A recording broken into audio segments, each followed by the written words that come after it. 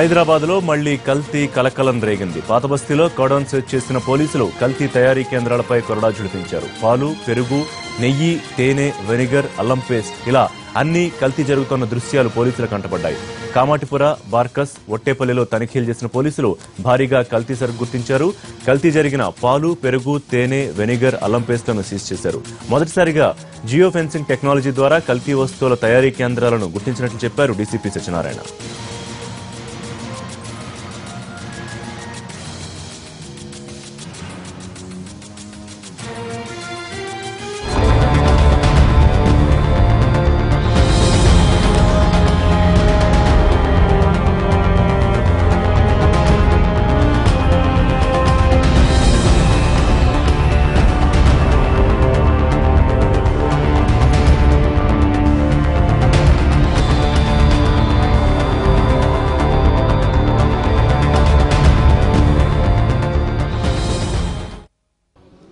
Complete ఏరియాని ఎక్కడైతే ఉందో దాన్ని జియో ఫెన్సింగ్ అంటారు. జియో ఫెన్సింగ్ చేసి లాంగిట్యూడ్స్, లాటిట్యూడ్స్ అంటే అక్షాంశాలు, రేఖాంశాలని గూగుల్ మ్యాప్ ద్వారా వెళ్ళి ఎక్కడైతే క్రిమినల్స్ ఉన్నారో, ఎక్కడైతే అడల్టరేటెడ్ కేంద్రాలు ఉన్నాయో, నకిలీ కేంద్రాలు, ఎక్కడైతే ఇల్లీగల్ స్లాటర్ హౌస్లు ఉన్నాయో వాటిని ఒక జియో ట్యాగింగ్ చేసి గ్రిడ్లో కంపాస్ ద్వారా ఈ పెట్రోలింగ్ కార్లు ఒక రూట్ మ్యాప్ ద్వారా ఈరోజు పూర్తి సాంకేతికతో ఈ కార్డన్ సెర్చ్ ఆపరేషన్ చేయడం వల్ల ఎక్కడ కూడా బీరుపోకుండా మనం ఏదైతే లొకేషన్స్ని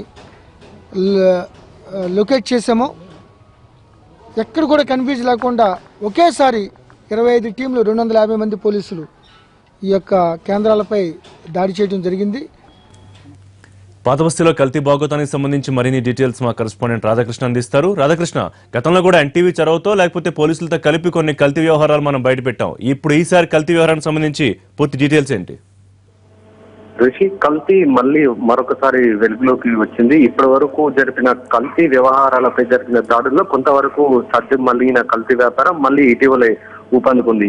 పాత బస్తీలో ఇవాళ నిర్వహించిన పోలీసుల కార్డన్ సెర్చ్ లో ఈ 2 కల్తీ తయారీ కేంద్రాలు గుట్టురట్టు చేశారు. ఇందులో ప్రధానంగా తేనె తయారు చేస్తున్న ఒక కేంద్రము, అలాగే పాలను తయారు చేస్తున్న కేంద్రం, ఈ 2 కేంద్రాలపై కార్డన్ సెర్చ్ లో దాడులు చేసి ఇద్దరిని అదుపులోకి తీసుకోవడం జరిగింది. ఇందులో పాత బస్తీలోని వట్టేపల్లిలో కల్తీ తేనె తయారు చేస్తున్నారు, అలాగే కామటిపురాలో కల్తీ పాలు, అమూల్ గోల్డ్ పేరుతో ఈ కల్తీ పాలు తయారు చేస్తున్నారు. వీళ్ళంతా కూడా ఒక రకమైన పౌడర్ తో పాటు మిగతా కొన్ని కెమికల్స్ కలిపి ఈ పాలు తయారు చేస్తున్నారు. అలాగే తేనెను కూడా కొన్ని బెల్లంతో పాటు మరికొన్ని కెమికల్స్, అలాగే సువాసన రావడానికి అవసరమైన కెమికల్స్ ను ఇందులో వాడుతూ తేనెను తయారు చేస్తున్నారు. ఈ విధంగా తయారు చేస్తున్న కేంద్రాల నుండి 3 టన్నుల తేనె ఒకటి, అలాగే కొన్ని పాలు కూడా స్వాధీనం చేసుకోవడం జరిగింది. దీనికి సంబంధించి ఫోరెన్సిక్ నిపుణులను కూడా పిలిపించారు. ఫోరెన్సిక్ అధికారులు అక్కడి నుండి నమూనాలు సేకరించి వాళ్ళు ఇవాళ సాయంత్రం లోపు రిపోర్టు అందించనున్నారు. ఆ రిపోర్టు ఆధారంగా వీళ్ళ ఇద్దరిపైన కూడా కేసులు నమోదు చేస్తున్నారు. అలాగే వీళ్ళు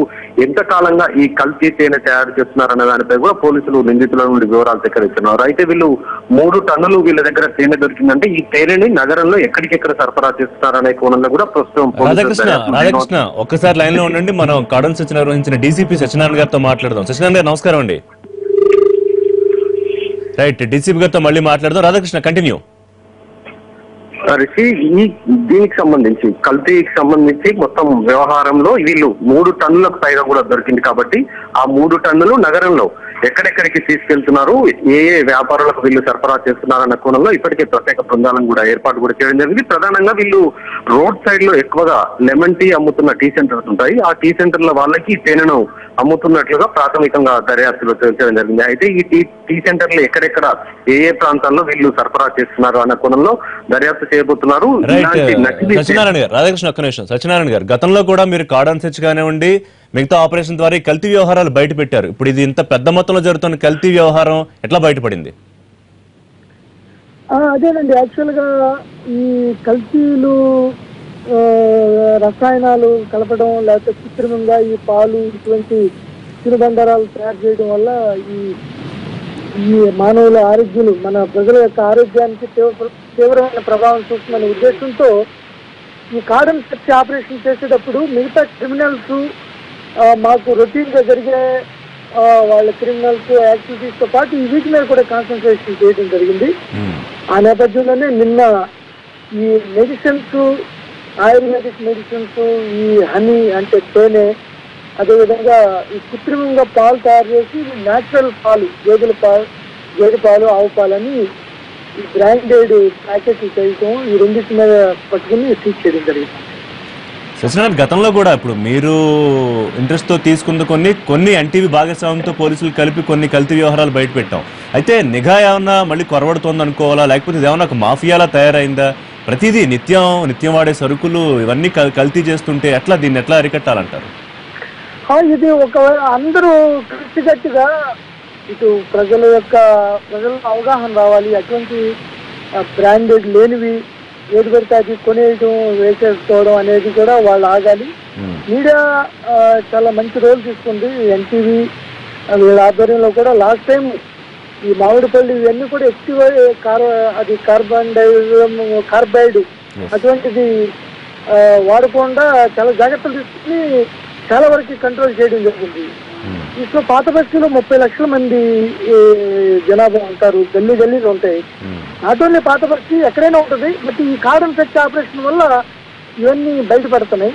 ఎట్టి పరిస్థితుల్లో ఈ కల్తీ చాలా ఇది మామూలు క్రిమినాలిటీ, మర్డర్స్ ఒకరి మీద ఇద్దరి మీద ఉంటుంది అటాక్ చేస్తే ఇవంతా